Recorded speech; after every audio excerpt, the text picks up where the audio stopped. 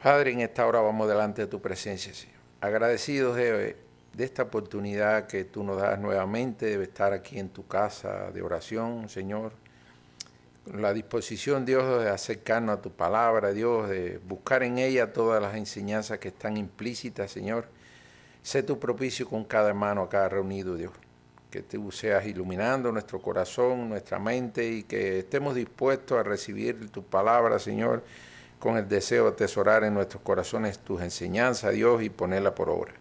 Te pedimos que bendiga, Señor, este servicio que hacemos para gloria y honra tuya, que apresures y cuide los pasos de los hermanos que vienen en camino, Señor, y te pedimos que especialmente me asistas en mi necesidad, enséñame tú para yo poder enseñar, que sean palabras tuyas y no mías, las que broten por mi boca. A ti te damos la gloria, Señor, en el nombre de Jesús, estamos orándote. Amén.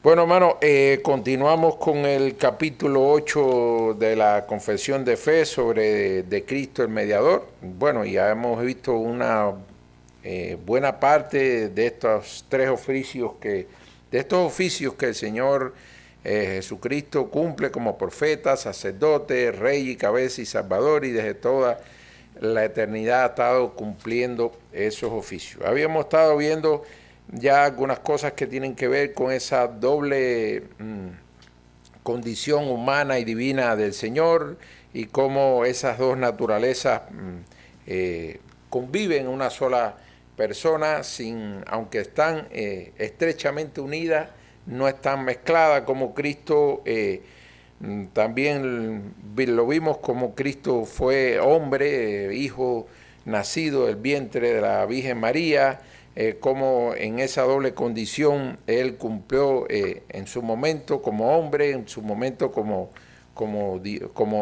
mismo Dios. Habíamos visto también cómo Cristo nació bajo la ley, pero su cumplimiento fue perfecto, que eso le dio la posibilidad de ofrecerse como sacrificio perfecto para calmar la ira de Dios y reconciliarnos con el mundo, reconciliar el mundo con Dios. Y habíamos estado viendo en la clase pasada esa obediencia perfecta en el sacrificio de Cristo y que le había dado la posibilidad de alcanzar a los escogidos. Habíamos hecho mucha insistencia en la clase pasada que ese alcance limitado o esa eficacia es solo para los elegidos. Habíamos estado abundando sobre ese tema. El párrafo 6, el que vamos a estar estudiando hoy, también le da continuidad a esa línea de pensamiento, es decir, para los escogidos esa gracia redentora, pero también vamos a adentrarnos en otro aspecto importante que tiene que ver con el alcance a lo largo de la historia de la salvación de Cristo. Vamos así a estarle dando lectura a este párrafo 6, estamos en la página 18, párrafo 6, página 18.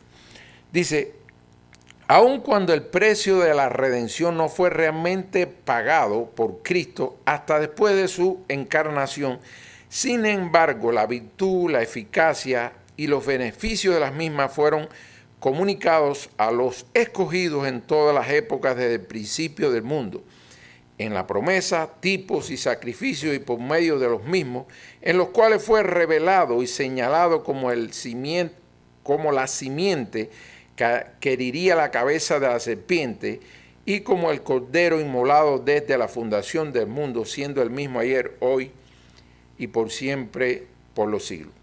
Miren acá cómo este sexto párrafo abunda sobre un tema que todavía no había tocado la confesión de fe en este capítulo, y es el alcance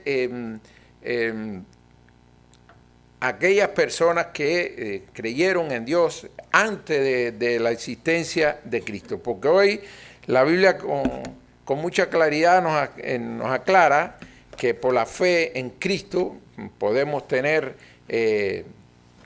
vida eterna, y los que nacieron y murieron antes de Cristo, entonces pudiéramos pensar, bueno, ¿cómo ellos entonces recibieron la redención de Cristo si cuando vivieron y murieron todavía Cristo no se había personificado acá en la tierra? Bueno, esos son aspectos que estamos que vamos a tocar hoy en este párrafo 6, es decir, ese alcance fuera del tiempo que tiene la redención de Cristo. Bueno, entonces fíjense acá cómo, es decir, cómo nombramos el título de la clase, la eterna eficacia de la obra de Cristo o redención retrospectiva, es decir, el alcance de la redención de Cristo a aquellos que no tuvieron la oportunidad de conocerlo porque todavía no había reencarnado en la tierra. Es decir, la redención fuera de tiempo, como pudiéramos titular este tema, el sacrificio redentor de Cristo trasciende al tiempo. Recuerden que Dios es atemporal y por tanto algunas cosas a veces se nos hace difícil entender. El otro día el pastor trataba de explicarnos personalmente no una duda, sino a veces cosas complejas que se nos hacen difícil entender. Y cuando estábamos estudiando Apocalipsis, decía, bueno, el diablo fue vencido. Entonces dice, bueno, le cuesta trabajo a uno decir, el diablo fue vencido en la cruz por Cristo y todavía está acá haciendo de la suya, ¿no? Y a veces cuesta trabajo entender y poder explicar, y el pastor nos explicaba desde el punto de vista, Dios es atemporal, a veces no logramos ver el alcance de esa manera en que Dios se presenta, cómo nos revela a través de su palabra algunas cosas que son complejas, pero que no podemos perder de vista la temporalidad de Dios, que no la podemos enmarcar en nuestro tiempo y que a veces esas son las cosas que nos hace difícil entender algunas cosas. Bueno, este sacrificio redentor de Cristo trasciende al tiempo como parte de ese alcance eterno que tiene Dios por su condición de atemporal. Dios, al estar fuera del tiempo, aplica los méritos de la cruz a todas las personas, incluidas aquellas que vivieron antes de Cristo. Eso, con mucha claridad, la confesión de fe se acerca a ese tema. En el Antiguo Testamento, los justos que murieron confiando en las promesas de salvación, como los patriarcas y los profetas, fueron redimidos por la gracia de Cristo, que actuó retrospectivamente. Fíjense, retrospectivamente, sí. Aquellos que no conocieron a Cristo porque todavía no había encarnado acá en la tierra, recibieron la misma gracia que estamos recibiendo nosotros de manera retrospectiva. ¿Cómo? Bueno, por la gracia del Señor y cómo el Señor hace las cosas, a veces se nos hace difícil entender, por lo que tenemos plena seguridad que es así. Por la Biblia también nos acerca a la afirmación esa de la atemporalidad de la redención de Cristo. La Biblia enseña en 1 de Pedro 3, 19 y 20 que Cristo tras su muerte descendió a los infiernos en el seno de Abraham para liberar a las almas justas que guardaban la redención. Mira acá cómo el texto con mucha claridad lo dice, en el Espíritu fue también a predicar a los espíritus encarnados, a los que en otro tiempo fueron rebeldes, cuando la paciencia de Dios aguardaba en los días de Noé mientras se construía el arca. Fíjense, acá en la última parte de este versículo ya da otra información, pero fíjense como al principio sí dice que el Espíritu fue también a predicar a los espíritus reencarnados, a los que en otro tiempo fueron rebeldes. Es decir, diciéndonos que habíamos hablado en otras clases de cuando Cristo murió y fue al sepulcro por 3 días, que muchos consideran que el Espíritu ahí, como dice en 1 de Pedro ahí, no estuvo inactivo, sino que fue ahí a juntar a los redimidos y predicar ahí. Y el sacrificio... Pero cuando habla del infierno, no es el concepto de infierno que nosotros tenemos. Está hablando del lugar de los muertos. O sea, sí. Hay que entenderlo como lo veía un judío, desde esa perspectiva. Y cuando está diciendo que descendió a los muertos, déjeme aclarar esto, porque eso es una parte que se presta para confusión. Tenemos que verlo también, no solamente de que el infierno no es el infierno, sino que el lugar de los muertos. Y por eso es que están ahí los justos. Y la idea que se está transmitiendo cuando se descendió a los muertos es precisamente hablando de su muerte. Cuando él muere, no es que literalmente fue a un lugar, porque estuvo en un lugar, sino que cuando él muere, esa expresión o esa sensación de muerte, déjame usar la palabra sensación porque no te encuentro ¿cómo se llama? La palabra para poderla explicar. Es precisamente lo que se va, y no es que Jesús baja a un lugar determinado, sino que con su muerte Él está experimentando eso, lo que es la muerte. Por eso es que se dice que descendió hasta el infierno, al Seol, porque con su muerte Él experimenta eso. O sea, esto es a grandes rasgos, esto lleva mucho más tiempo explicarlo, ¿ok? Pero bueno, para aclarar que nadie va a pensar que llegó ahí al lugar de tormento. Él no fue al lugar de tormento, sino al lugar del muerto. El sacrificio de Jesucristo en la cruz tiene un valor redentor que trasciende el tiempo y el espacio, siendo eficaz para toda la humanidad, sin importar cuándo o dónde viven. Acá hacemos también la aclaración, ya lo habíamos abordado en la otra clase, la universalidad del alcance de la salvación de Cristo. No es que sea para todo el mundo, sino para cualquier persona, de cualquier nación, de cualquier etnia, de cualquier lugar y en cualquier tiempo, no importa que haya sido en el siglo pasado o en el actual, sencillamente a eso se refiere la universalidad del alcance de la salvación o de la redención de Cristo. Por ser un acto divino, su efecto salvífico es perfectamente universal, aplicándose tanto a los que vivieron antes de él, mediante la fe en las promesas de la salvación, como a los que viven después, hasta el fin de los tiempos. La obra de Cristo, más allá del tiempo, es la continuidad de esa idea, pero desde otro aspecto, dice, la redención de Cristo no es un evento aislado en el tiempo, es decir, no lo podemos ubicar solo a nuestro tiempo, que tuvimos la oportunidad de, a través de la palabra, conocer la historia de su nacimiento, su ministerio, su muerte y su ascensión, sino aquellos que también estuvieron antes de Cristo y que confiaron y tuvieron fe en las promesas de Dios. Dice, desde la caída de Adán, Dios ya tenía en su mente el plan de salvación a través de Cristo. Todos los salvos antes y después de Cristo son salvos por la misma gracia a través de la misma fe en el mismo Redentor. Miren acá lo que nos dice Hebreo y Apocalipsis, y por eso es mediador de un nuevo pacto para que, interviniendo muerte para la redención de las transgresiones que había bajo el primer pacto, los llamados reciban la promesa de la herencia eterna.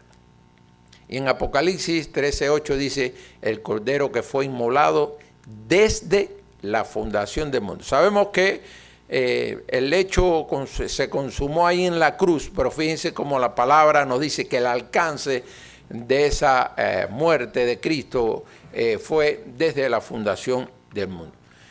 Eficacia eterna de la obra de Cristo. Habíamos hablado ya en la clase pasada del tema de la eficacia, es decir, del alcance a aquellos que son escogidos, aquellos que fueron elegidos por Dios, y en eso habla de la eficacia, es decir, es para todos, sí, pero eficaz para aquellos que son escogidos. Aun cuando la santificación perfecta que Él le dio con su obediencia y sacrificio. Recordemos que habíamos tocado el tema cuando estábamos hablando de que nació bajo la ley, que la obediencia perfecta que tuvo en el cumplimiento de la ley le dio la posibilidad de ofrecerse a sí mismo como el Cordero Santo de Dios y calmar la ira, calmar lo que reclamaba la justicia divina. Por tanto, la obediencia y sacrificio fue después de su encarnación. Todos los beneficios han sido aplicados a cada uno de los elegidos en su generación respectiva por medio del Espíritu Santo y por diversas formas de la verdad que éste les hizo conocer. Sabemos que en la antigüedad, en el Antiguo Testamento, habían ya señales evidentes de la venida de Cristo, pero que estaba develada, como algunos comentaristas lo califican, es decir, no estaba textualmente Cristo, el Hijo de Dios, pero habían evidencias e incluso las prácticas que Dios había dado en la ley levítica indicaban que se representaban a Cristo. Sus virtudes y eficacia, sus beneficios fueron comunicados a los elegidos en todas las edades. La eficacia eterna del sacrificio de Cristo, que trasciende el tiempo, se aplicaba retrospectivamente a ellos por la gracia divina.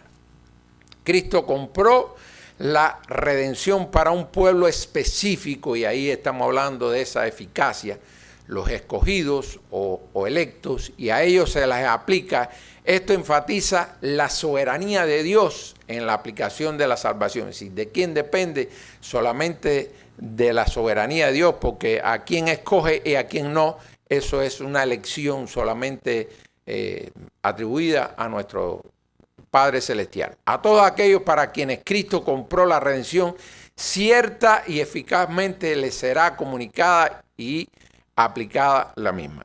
Incluso se había hablado en algún momento del tema de la pérdida de la salvación. Es un tema que tiene diferentes posiciones, pero que con claridad la Biblia nos aclara. Es decir, aquellos que Dios eligió, nadie los puede arrebatar de su mano. Y si algunos pensamos que a alguien que nosotros creíamos que estaba salvo porque alguna vez nos acompañó en la iglesia o porque nos acompañó en determinada línea de pensamiento cristiana y hoy lo vemos en el mundo. Bueno, hermano, ese sencillamente nunca fue parte de los elegidos. Estuvo haciéndose pasar por elegido, pero realmente lo que Dios escogió, nadie se lo puede arrebatar de su mano. Cristo no murió para hacer posible la salvación para todos, sino para asegurar la salvación de un pueblo particular. Esto se le llama expiación limitada o redención particular. Esto no significa que su obra no sea suficiente para salvar a todos, sino que es eficaz para aquellos a quienes el Padre le dio. Una pregunta que nos pudiéramos hacer, porque estamos tocando el tema de ese alcance retrospectivo de la redención de Cristo, ¿cómo se aplican estos beneficios antes de la encarnación de Cristo? Porque esas personas que murieron antes de que Cristo encarnara en la tierra no pueden decir yo confiaba en Cristo y murieron bajo esa fe en Cristo. Bueno, la Biblia nos enseña estas cosas que le resumo. Dice, los beneficios de la salvación se aplicaban antes de la encarnación de Cristo mediante la fe en las promesas divinas de redención. Los escogidos del Antiguo Testamento, como los patriarcas, los profetas, creían firmemente en Dios, confiaban en sus promesas. Por ejemplo, Génesis 3:15, ustedes saben que ahí es donde se revela la enemistad entre el hombre, entre la serpiente y el hijo de la mujer, y dice, herirá en la cabeza a la serpiente. Es decir, ahí no está hablando de manera develada, es decir, no de manera literal, pero la existencia de alguien que iba a vencer a la serpiente. Y es uno de los ejemplos que nos da la Biblia en el Antiguo Testamento de cómo Dios fue revelando de manera progresiva la venida de nuestro Señor Jesucristo como Salvador. A través de la revelación progresiva de Dios en el Antiguo Testamento ya se mostraba a Cristo, aunque veladamente usando diferentes medios y símbolos que representaban a Jesús. Algunos medios que podemos encontrar en la Biblia que revelaban en el Antiguo Testamento esa representación de Cristo estaban en las promesas. Dios dio promesas específicas de un redentor en Génesis 3:15, ese vencedor de la serpiente, la simiente de la mujer. En Génesis 12:3 también hay una evidencia de esa existencia de Cristo, que aunque no estaba físicamente en ese momento, ya se daba un avance de esa futura existencia. Y en el caso de Génesis 12:3 es la bendición a través de la descendencia que iba a tener a Abraham. Habían otras representaciones que la llaman los tipos de Cristo, o tipos de personas, eventos e instituciones del Antiguo Testamento que prefiguraban a Cristo. Ejemplo, el arca de Noé, el maná, la roca en el desierto, la serpiente de bronce. Sí, habían diferentes representaciones que daban ya un avance de la venida de nuestro Señor Jesucristo. Los sacrificios, el sistema sacrificial levítico también era una manera de revelar ese sacrificio perfecto que hizo posteriormente nuestro Señor Jesucristo. El sistema sacrificial levítico no quitaba el pecado, sino que apuntaba al sacrificio perfecto de Cristo, el Cordero Pascual, los sacrificios por el pecado y la culpa. Recordemos que a diferencia de ese sistema sacrificial que había en el Antiguo Testamento y que era una ley, una de las cosas que establecía la ley levítica, era de manera continua, no se podía cesar en esas prácticas porque realmente no era de la categoría del sacrificio perfecto que ofreció nuestro Señor Jesucristo. Él se ofreció a sí mismo y por ser de obediencia perfecta a la ley, le dio esa posibilidad de ser ese sacrificio perfecto. Cristo como el Cordero inmolado desde el principio. Fíjense cómo la confesión de fe lo aclara, dice en las promesas, tipo y sacrificio por medio de los mismos, en los cuales fue revelado y señalado como la simiente que heriría la cabeza de la serpiente y como el Cordero inmolado desde la fundación del mundo. Aunque en la historia pudiéramos enmarcar que el momento en que se efectuó la crucifixión de Cristo tiene incluso en la historia de la humanidad una fecha, sin embargo, la Biblia no dice que el alcance de ese sacrificio que tuvo un momento específico en la historia de la humanidad de producirse, el alcance es retrospectivo, alcanzó a todos aquellos que murieron antes de conocer la reencarnación de Cristo. El sacrificio redentor de Jesucristo, simbolizado como el Cordero de Dios, fue planeado por Dios desde la eternidad antes de la creación del mundo. Según el texto como Apocalipsis 13:8, Cristo es el Cordero inmolado desde la fundación del mundo. Aunque comúnmente relacionamos su obra redentora en la cruz, su eficacia es eterna, se aplica a toda la historia humana, incluyendo a los justos antes de su encarnación por la voluntad divina y fuera del tiempo. Este párrafo 6 termina, fíjense, y como el Cordero inmolado desde la fundación del mundo, siendo el mismo ayer, hoy y por siempre, por los siglos. Es decir, hablándonos con claridad de la inmutabilidad de Cristo. Es decir, Cristo desde antes de la fundación del mundo ya había sido designado por el Padre para que cumpliera ese plan redentor perfecto para la humanidad, y nos da la idea de esa inmutabilidad, de esa permanencia en todos los aspectos de la persona de Cristo. Cristo es el mismo ayer y hoy y por los siglos. Hebreos 13:8 nos afirma: Cristo no cambia, su poder, gracia y salvación son eternos. Su naturaleza, propósito y eficacia redentora son eternos y no cambian, como el Cordero inmolado desde la fundación del mundo. Creo que ahí nos da la idea perfecta para que nos quede claro que antes de que el mundo fuera, ya había un plan perfecto de nuestro Padre Celestial a través de su Hijo Jesucristo para que se cumpliera ese plan. Y como podemos decir, no es que fue antes de la fundación del mismo, antes de la fundación del mundo fue alguien y después que se fundó el mundo y que reencarnó fuera otro. Sencillamente fue el mismo por siempre y nos habla de la inmutabilidad de Cristo.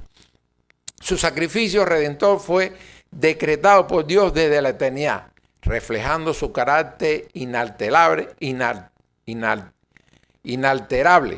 Esta inmutabilidad asegura que su obra salvífica, planeada antes de la creación, permanece constante y eficaz para toda la humanidad, trascendiendo el tiempo sin variar en su esencia. Hermano, hasta aquí estamos mejorando quizás no en la calidad de las clases, pero bueno, en el tiempo sí estamos mejorando. El pastor nos dio una clase ahí sin querer, de cuando no estuvimos acá le daba tiempo suficiente, así que hemos tratado de agarrar esas sugerencias que a veces extendemos un poquito, aunque siempre que invertimos tiempo en acercarnos a la palabra de Dios, nunca creo que es un tiempo mal invertido, pero bueno, hemos tratado también de sintetizar el contenido de los párrafos. También nos ha dado la posibilidad, como es un tema tan amplio en la confesión de fe que ha ido tocando aspecto por aspecto, bueno, nos da la posibilidad de hablar del tema sí, cómodamente en el tiempo que tenemos establecido para la clase. Bueno, hasta aquí, hermanos, con el párrafo 6, todavía nos quedan 4 párrafos más. Fíjense, les decía anteriormente que este es el capítulo después de la escritura más largo que la confesión de fe aborda con mucha claridad y que lo fue subdividiendo en subtemas, pudiéramos decirlo, para que no se quedara nada de este oficio de Cristo como mediador. Bueno, hermano, les pido, terminemos con una oración este tiempo. Señor, gracias por esta oportunidad que nos das de un día más de acercarnos a tu palabra, de ver estas enseñanzas que están implícitas en ella, cómo este documento de la confesión de fe nos ayuda, Señor, como un instrumento para acercarnos a esas verdades que están a veces implícitas en tu palabra y que muchas veces no las logramos entender o desentrañar desde la primera vez que nos acercamos a tu palabra. Gracias por este tiempo. Te pedimos que tú bendigas el resto de este servicio y que tú seas glorificado en todo, Señor. En el nombre de Jesús. Amén.